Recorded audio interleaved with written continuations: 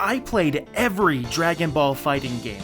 Here's my thoughts. Dragon Ball is a massive franchise with all kinds of media, so it's no surprise that there's a ton of Dragon Ball games. In fact, I've covered a lot of them on this channel. However, not all of them were in a specific series or a subset of series, so I decided that it was high time to dedicate a video on all of the Dragon Ball fighting games. I actually hinted at this on my Twitter. Now's a good time to plug Twitter, right? Before I get into the ground rules for this video, I want to let you know this video is sponsored by Opera GX. So picture this, you're surfing the web with your favorite web browser and you exclaim aloud, "I'm tired of the boring look of this browser." So you go and you search and you find out that all of the customization options are just boring colors. Well, what if you could theme your web browser however you wanted, like maybe with an animated theme of your favorite anime characters?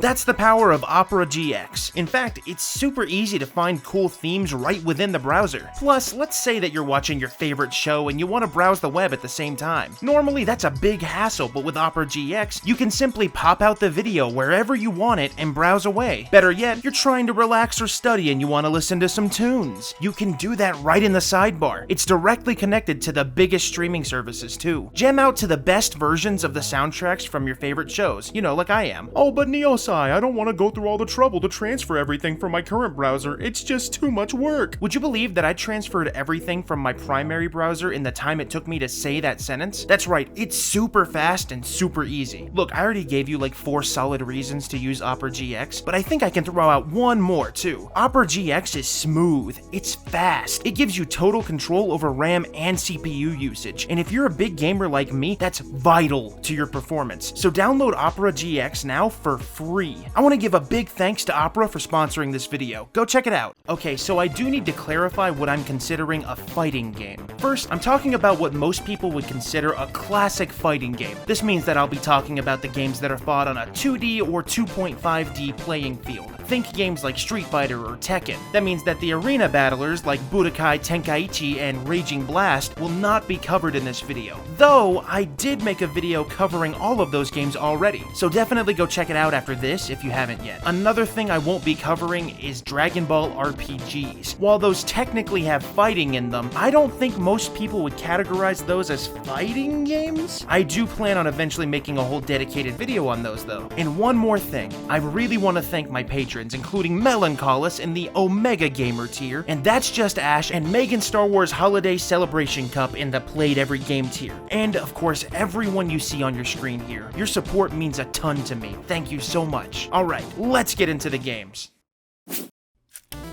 Dragon Ball Z Gekitō Tenkaichi Budōkai was released for the Famicom, NES for those in the West, exclusively in Japan in 1992. This game used a special Famicom attachment system called Detach, created by the game's developer Bandai. This attachment allowed you to scan barcodes on special cards that you could collect that were kind of like trading cards, but every card represented a character or an item, at least in this game. This means that in order to actually play this game, you have to scan your characters. If you don't have any cards to scan in, you simply cannot play the game. At the time, the system came with the cards, but it looks like you were able to find special promo cards in other Bandai releases too. Most characters seem to have multiple cards, and each one has different stats and skills. Some characters also have multiple versions of themselves, mainly for transformations like Super Saiyan. Every character card has 3 stats: HP, which is health, BP, which is an energy meter, and DP, which is a defense value that affects how much damage the character takes from attacks. There's also these item cards that can be used at various times, and these are usually just stat boosts that increase HP, BP, or DP. Visually, I mean, this looks like an old NES game, but they still did a pretty good job conveying the characters and locales of Dragon Ball Z here. You can clearly tell who is who, and if you're familiar with the series, you can clearly tell where the stages are set. All in all, for an NES game, this looks pretty good. The gameplay here is super simple. Once you select a mode, you scan in the card of the character that you want to play. Then another player scans in their character card, or in some modes, you can fight a CPU player whose character is randomly selected. In the actual fights, the B button punches, the A button kicks, and pressing both at the same time uses your character's special ability at the cost of some of their BP. You can jump at any time and use a certain button combination to initiate flight. The fighting fighting isn't really intricate to any degree at all. In fact, it's so simple that I think just having the higher HP value will win you the fight most of the time. Before I get into the main game modes, there is a mode here that seems to be dedicated to just having Korin examine your cards. It looks like he gives some commentary on their strength too. The actual game modes in this game are all just various versus modes. One of them is a standard player versus player mode, one is a 4-player battle mode, and one is a tournament mode. The standard versus mode can only be played with human players, and there doesn't seem to be any way to bring in a CPU. You both scan a barcode and then you fight, that's it. The 4-player mode can be played with human players or CPUs. If you want to play it solo, you hit the B button when it prompts you for player 2. From there, it matches you up with another character while the other two have their own matchup. It's basically tournament style, but with only 2 rounds. Finally, there's the full tournament mode. This mode has a total of 8 characters duking it out in tournament matchups to determine one final winner. And that's pretty much it. That's the whole game. So I mean, there really isn't a whole lot to this game. My overall impression though is that it's a neat little fighting game, and outside of the card swiping, it's decently fun for what it is. That being said, the card system really just seems like a gimmick more than anything, and that's because, well,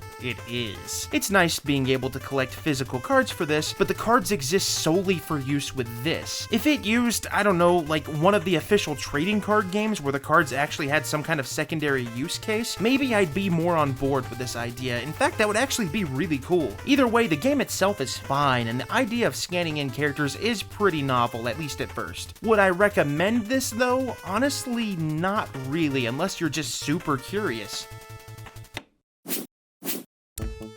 Dragon Ball Z was released in arcades exclusively in Japan in 1993. Visually, this game looks really good in my opinion. Sure, it's a bit dated, but the style is great. While it doesn't feel like Toriyama himself drew the sprites, the character portraits definitely evoke his style, while the actual sprites are pretty smooth for the time that they were made. The stages are also fairly detailed, and there's characters cheering you on from the sidelines. Speaking of the stages, some of them are actually kind of sort of interactive and respond to attacks, like this stage where the walls get blown away over time. Oh, and while it's incredibly compressed, there's actual real voice acting in this game. Characters shout out their move names and everything, and it sounds like the original Japanese voices, which is pretty neat. Gameplay wise, this is a relatively simple fighter. You have 3 buttons to attack, to punch, to kick, and a strong attack. You can also use various button combinations to pull off special moves like ki blasts too. Some characters have special grabs they can do also. Movement is pretty simple too, albeit a bit frustrating. You can move freely left, right, and up if you want to fly. If you hold back, you can guard. You can double tap left or right to dash forward and back. However, dashing back does this nice sidestep, but dashing forward does a mini flying dash attack, and you can't cancel this forward dash until it either hits the opponent or finishes after a set amount of time. This makes the movement feel incredibly clunky and unresponsive at times, and it led to me and the opponent just doing nothing but dashing into each other sometimes. Speaking of clunky, the controls themselves are also very unresponsive.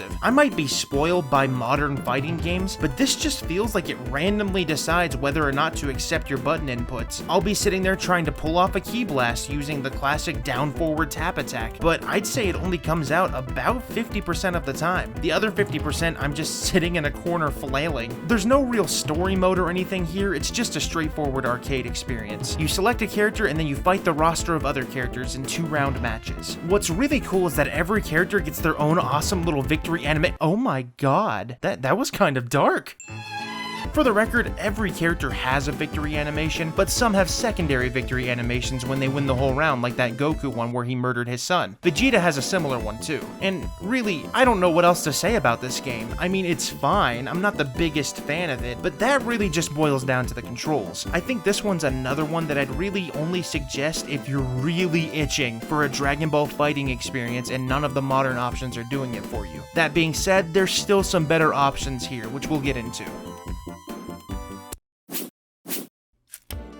Dragon Ball Z Super Butoden was released in Japan and Europe in 1993 for the Super Famicom, or Super Nintendo in the West. Visually, this game isn't quite on the level of the arcade game I just covered, but it still looks pretty good. The art style is a little bit different, but the characters still look good and easily identifiable. The stages, while not interactive like the last game, still look fine. This game does something different for a fighting game though, and has the screen break into 2 when you and the opponent are too far away from each other. It's got sort of this sliced cutaway gameplay look to it. While normally this would make it hard to tell where you are on the stage in relation to your opponent, there's a mini-map of sorts that actually shows you and the enemy's location with these tiny little dot icons to represent your characters and stuff like ki blasts. Believe it or not, this actually works pretty well, and it allows these maps to be way bigger than the ones that we've seen previously. Oh, and the characters here have voices again too. As for the gameplay in this entry, this is a shockingly decent fighting game for its time. The game allows you to move left and right, and there's a dedicated button for flying. Unlike the previous game I played, the flying isn't free flying, but instead kind of a secondary combat zone where you can only move left and right. It doesn't change a whole lot, but it does add more dynamic elements to the stages. You can hold back to block, and the L and R buttons let you dash left and right for as long as you want. Dashing into an enemy is also considered an attack. The main buttons are punch, kick, and special. As you fight, your special bar fills over time. When this bar is high enough, you're able to use special moves by using button inputs. If you don't use a button input, you just fire a ki blast. However, I do have an issue with this. It feels like the button inputs here are really inconsistent. Some moves require a very specific input, and others require that same input, but with one additional direction added. Let's take Vegeta's Big Bang attack as an example. The input for it is quarter circle back, forward, special. However, his consecutive ki blast move is just quarter circle back, special. Guess which move was the only move I could use as Vegeta because the game just refused to recognize that one extra input. Of course, this could be user error, but I was able to use Goku's Kamehameha with no problem with the same inputs, so I do wonder if this game just has an issue with fast inputs like this. Also, the sequels to this don't seem to have this problem, so maybe it's a timing thing? Anyways, when someone uses a super move, the opponent is unable to control their character. At this point, your only option is to use a button input to attempt to dodge or deflect the move. While the CPUs were able to do it against me nearly every time, I could not get the button inputs for dodging a super even once. Again, this could be user error, or it could just be the game not picking up my inputs for some reason. Outside of that, the controls are actually very responsive. Movement feels really good, and dashing into opponents is actually fun this time around. The modes in this game are a main story / arcade mode, a tournament mode, and a versus mode where you can have player versus player and player versus CPU matches. The story mode is super simple, and honestly, it's barely even a story mode in my opinion. It's got these short cutaways where the characters exchange words and then fight. That's about it. Outside of that, the versus mode is, well, a standard versus mode where you choose your character and either a second player chooses theirs or you choose a CPU opponent. Finally, the tournament mode is a mode where you select your character and any other player's characters or play against 7 other AI. Then you fight through tournament brackets to win. When 2 AI fight, you don't actually see the fight, and instead the screen just kind of shakes and it flashes to a simulation of the fight actually going on without showing it. Otherwise, this is a straightforward tournament mode. I think I had more fun with this one than I did with the arcade game because even though I feel like I'm worse at this one, it felt much more responsive, and I knew that the reason I was losing is probably because I was bad, not because it felt like I was trying to control my character with ridiculous input delay. Let's see what the sequel has to offer though.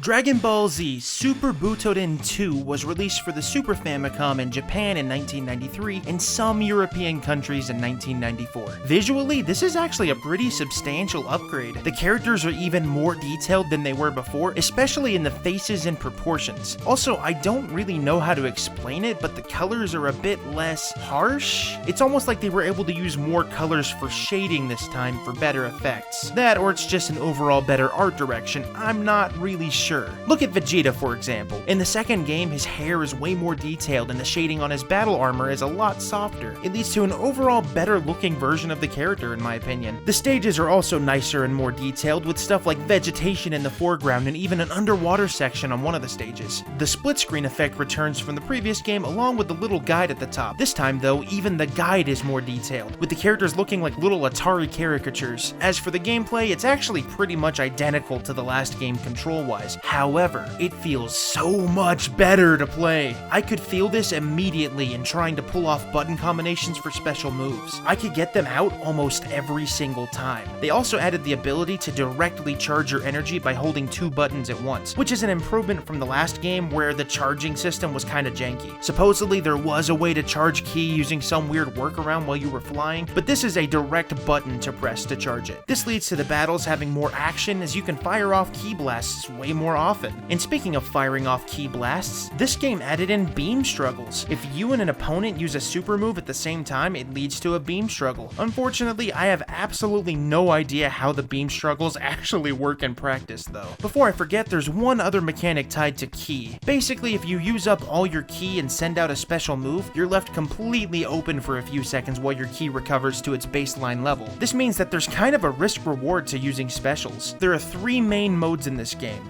the story mode, the versus mode, and the tournament mode. So the story mode in this game is incredibly fleshed out and super enjoyable. You select the character you want to use at the beginning, and it's all done in branching paths. The story loosely covers the Cell games, followed by BoJack content and Broly content if you play on higher difficulties. It looks like the story mode changes depending on which character you choose and whether or not you win certain fights too. This is one of those games where I really wish there was an English version, because Google Translate can only take you so far, you know? But for real, this game's story mode is very good and a massive step up from the story mode in the first game. In fact, I'd consider this a huge leap in quality. Even though I was holding my phone up to the screen to translate the text the entire time, I had a lot of fun with this story mode and recommend this game solely based on that if you can get your hands on it. The versus mode includes player versus player, player versus CPU, and CPU versus CPU. Weirdly, Goku isn't available on the base roster in this game and seemingly has to be unlocked using a cheat code or some kind of secret. I kinda sorta get why he's not there for story reasons, but I don't get why he's not included in the roster by default, but Cell Jr. is? Either way, the character roster here is a bit bigger than the last game, which is always nice. However, they did do something super annoying here. They don't let you choose your computer opponent. It's random every time. Why? I want to be able to choose who I fight. Why would I want it to be random every time? I can't even think of a justification for this, but whatever, it's a minor nitpick. Finally, the tournament mode returns, and this time it actually has a nice little presentation upgrade. Everyone is represented by a chibified icon, and the AI fights, while still not something you can watch, actually have a fun fighting sound effect rather than just a screen shake effect.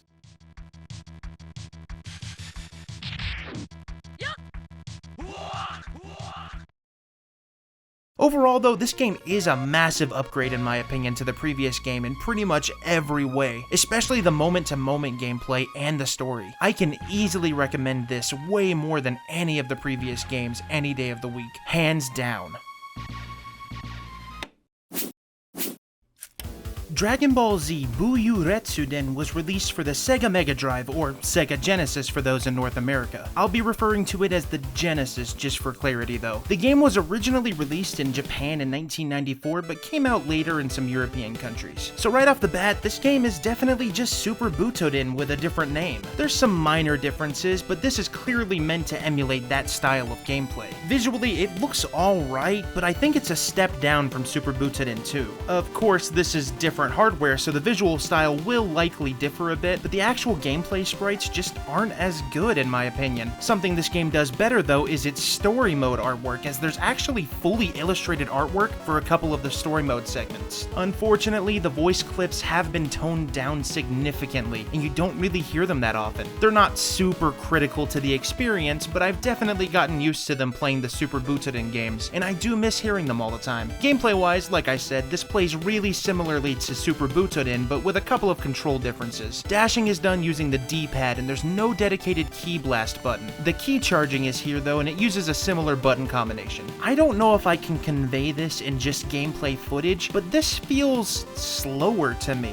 Like, it feels like attacks come out slower, and the actual moment-to-moment gameplay feels almost robotic, like it's kind of on a grid, I guess? That's the best way I can describe it. I wouldn't call it unresponsive, but it definitely falls somewhere between Super Butoden 1 and 2 in the responsiveness. One change here that I don't recall seeing in the previous games was the ability to sometimes knock an opponent off screen for a moment. It doesn't deal any more damage than a standard attack, but it does give a cooler dynamic effect. The story mode here allows you to choose the character that you want to use. While the overall story presentation is kind of a downgrade from Super Butoden 2, since it's just fight to fight to fight, I do like that there's artwork like I mentioned earlier. It's fine, but I don't know, for a game that came out in the same year, I was definitely hoping for some more, like, oomph. here. The versus mode has player versus player, player versus CPU, and CPU versus CPU. This game doesn't bring back the tournament mode though, and while that might upset some, I'm not really that invested in these tournament modes anyways. And before I stop talking about this game, I have to mention that the soundtrack is legitimately awesome. The Sega Genesis has this very special kind of sound that lends itself really well to this game's soundtrack. Anyways though, at the end of the day, this feels like a step up from Super Butoden 1, but a step down from Super Butoden 2.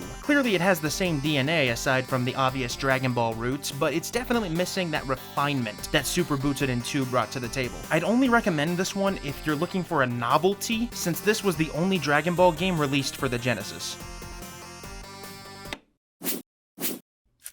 Dragon Ball Z Super Butoden 3 was released for the Super Famicom in 1994 in Japan and 1995 in some European regions. This game's visuals and gameplay are nearly identical to that of Super Butoden 2, but this one takes place during the Buu saga, so you get characters like Adult Gohan. The biggest change seems to be the rate in which you can charge ki, which in this game is actually ridiculously fast. The modes in this game are the versus mode and the tournament mode. Yeah, that's right, there's no story mode here. I have no idea why there's no story mode, and this was actually kind of a huge bummer to me. Seeing the last Super Butoden game's story mode shine and then coming into this game expecting it to surpass it was a pretty big shock. Of course, the game still feels excellent to play, and I'm glad we have stuff like, Adult Gohan, but I do wish we could have seen them in an actual storyline, even if I can't understand the language. The versus mode, as always, has options for player versus player, player versus CPU, and CPU versus CPU. The tournament mode works the same as it did in the last game, but this time you can now see a little pre-battle cutscene before the CPUs fight. The fights themselves still take place off-screen though. Honestly, I would love to be able to talk more about this game, but there really isn't much new to talk about. It's the same gameplay experience as Super Butoden 2, but with a slightly different roster and no story mode. At the end of the day on this one, it's still fun to play, but the lack of a story mode makes this one a no-go for me. Because of this, I'd wholeheartedly recommend Super Butoden 2 as the best Super Nintendo Dragon Ball fighting game experience overall. I'm gonna try not to butcher the name on this one. Dragon Ball Z Idainaru Son Goku Densetsu was released for the PC Engine, or TurboGrafx-16 in Japan in 1994. This game has one of the most awesome openings of any licensed game I have ever played. Not only does it have a fully animated and voiced custom sequence at first, it then transitions into the actual Dragon Ball Z opening in its entirety, including Chala Head Chala. I was actually floored when I started playing this, because I wasn't prepared at all for how cool this game's presentation would be. It takes full advantage of the PC Engine's ability to stream audio and video right away. Once you get through the initial intro and the title screen, there's yet another fully animated and voiced sequence. In fact, this entire game has full cutscenes for basically everything. The premise behind this game seems to be this. I assume before the Buu saga has begun, Gohan is telling Goten about their father's biggest encounters. You're able to select one of 6 major encounters, including Piccolo, Frieza, Vegeta, and even Mercenary Tao.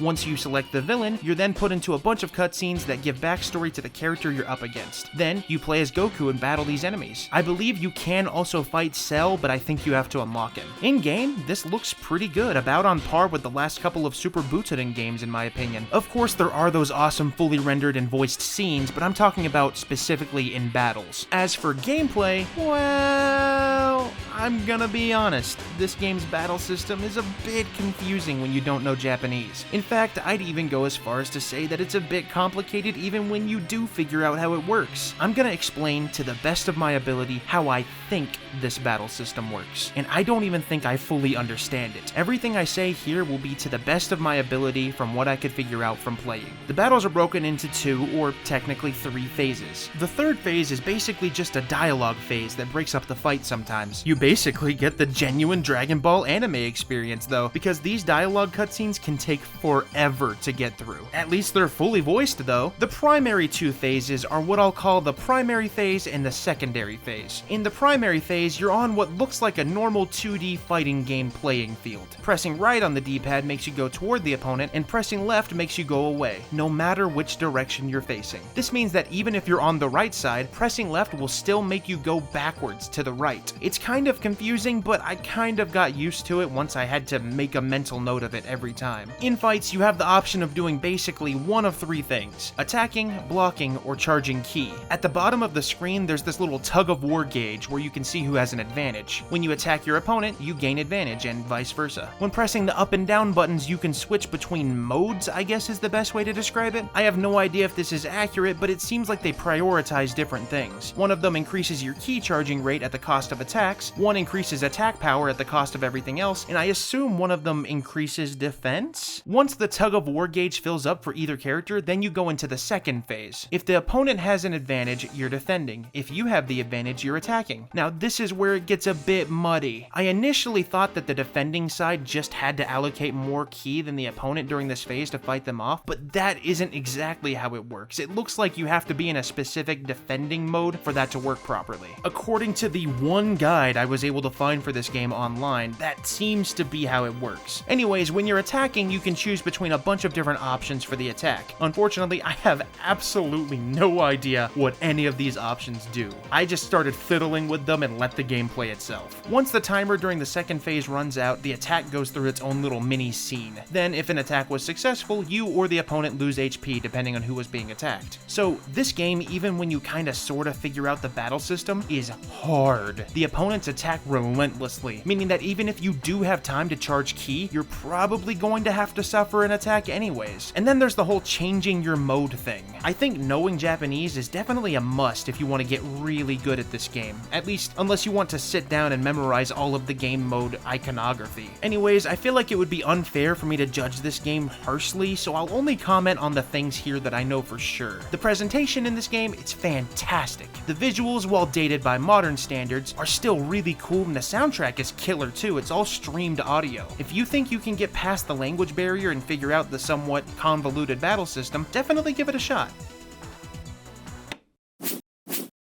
Dragon Ball Z 2 Super Battle was released for arcades in Japan in 1994, with a more wide release in the West in 1995. This game is the successor to the original Dragon Ball Z arcade game, and honestly, it feels a lot different. Visually, it's a pretty big upgrade. It evokes the kind of look you'd see from a pretty advanced Super Nintendo game in my opinion. The characters are detailed and the stages have a lot going on in them too. I think my one complaint though is that the color scheme they use in this game sort of looks washed out, I guess? The dark colors don't really feel dark and the light colors don't really feel light. It's like everything's just sort of a muted color here. It doesn't look bad in motion though, and it might just be a personal preference thing. As far as the gameplay goes, this game does a few unique things. For starters, it's incredibly fast-paced. Like, this game moves really fast, but the controls are really responsive, so it works. You have 2 punches and 2 kicks. You can double up the punches by pressing both buttons for a stronger punch, and you can use directional inputs with button presses to use special moves. You know, classic fighting game stuff. You have a power meter that charges up over time, but you can also manually charge it up by pressing all 4 attack buttons at the same time. When it's charged up, you're able to use slightly stronger special moves. Sometimes a random fast-paced fight sequence can break out where you have to mash the attack button to win the encounter. I'm not sure what triggers this, but it happened to me a couple of times. Another thing that I'm not sure how to trigger is this weird exhaustion mechanic. It doesn't work like Super Butoden 2. Sometimes you or the opponent will randomly stop responding to controls and just kinda stand there looking exhausted for a moment. It might be a stun effect from specific moves, but I'm not entirely sure, and I don't know how to replicate it. It happened to me once every other fight or so, though. There's one other thing, in that this game uses 2 battle zones, one on the ground and one in the air. Some moves will knock you into the air or into the ground and vice versa. This doesn't change the gameplay in any significant way, though, but it is nice to have a variety of playing fields, kinda like the Super Butoden games. As far as the game's content, there's not a ton of characters, but the man himself, Hercule Mr. Satan, he's here and he's fully playable. Oh yeah!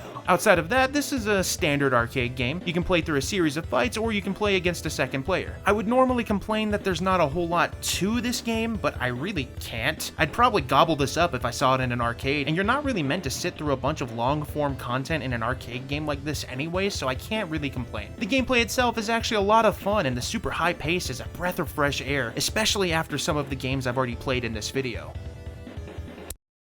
So obviously I still have quite a few games to go here. That being said, I wanted to break up these videos in a place where it kind of made sense. In the next video, we're going to be moving on into the next generation and also into the world of 3D. As far as these games go though, they've all been about what I'd expect from this era. Licensed games at this time period were a dime a dozen, and I wasn't really expecting to be blown away by the gameplay or anything. There were a couple of highlights here that went way beyond my expectations. The story mode in Super Butoden 2 had no right being as good as it was, and now I'm kinda salty because I really wish we could have gotten that in English. Then, of course, there were the cutscenes in Idainaru, Son Goku, I'm so sorry, I'm really bad at this. Anyways, while they weren't modern animated masterpieces, they were way beyond my expectations. Anyways, I really hope you enjoyed this video, and I'm already working on part 2, obviously, so keep an eye out for that. And if you haven't already, come check out my Twitter and Instagram and stuff. Hopefully they still exist by the end of the week, so what better time to check them out, right? Alright, well, as always, thank you so much for watching and have a fantastic day.